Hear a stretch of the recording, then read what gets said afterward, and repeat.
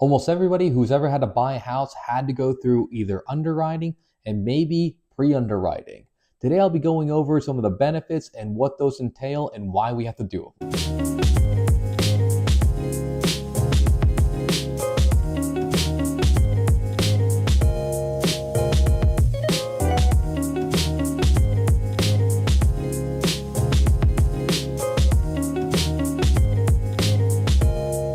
Hi there, I'm Emmanuel and welcome to If I Can, You Can, the channel where if I can do it, you can do it too.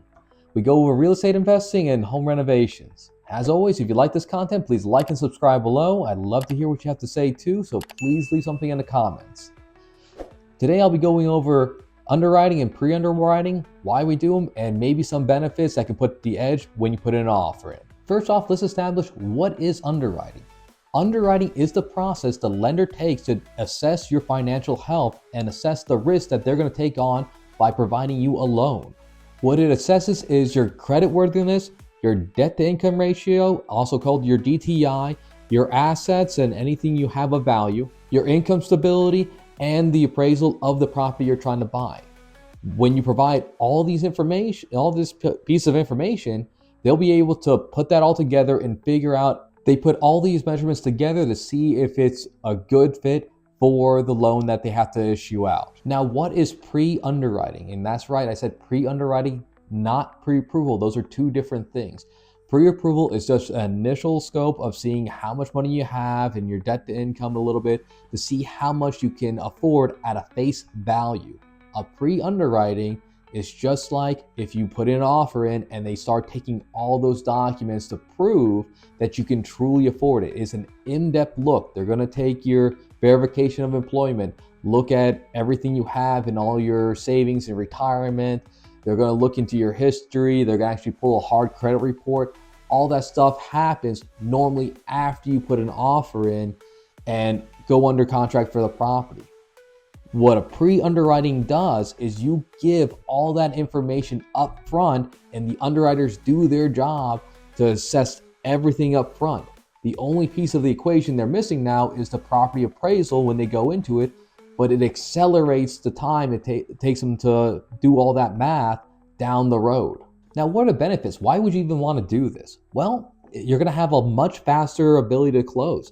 I have a lender that says if they get everything lined up, they can close in 10 days. That is smoking fast in this business. And for a seller, they may want to look for that speed of someone able to close and them get their money and moving on to the next project. With that, you're going to have a stronger negotiation position when you compare it to somebody else. If you have two offers that are exactly the same, but somebody's able to close in 10 days, but somebody has 30 days, that's 20 more days. Something can go wrong. They can not qualify. They can fall out of grace with the lender. Whatever can happen. 10 days, hey, let's just do this. By the end of the week after next, you're going to have the money in your hand and be good to go. And two that kind of go hand in hand is it going to give you a more accurate assessment of the offer you can put in, and it'll let you know what budget you truly have. They're going to assess everything. That way you don't walk in there and you put an initial assessment of, hey, I make X amount of money and I have this much debt. I can afford whatever, 800,000. When they start picking into the little things, and if you had debt here, you have more money there, that budget may go up or may go down in relation to what it is. You may have more money available to you than you think, or you may have a lot less than you think, which is good because you don't want to get all the way to the end out of earnest money and then have to give up that because you don't have the budget that you truly thought you had. With all that, it also reduces stress to both you and the buyer throughout the transaction. The way to do this is you're going to submit all your financial documents to your lender.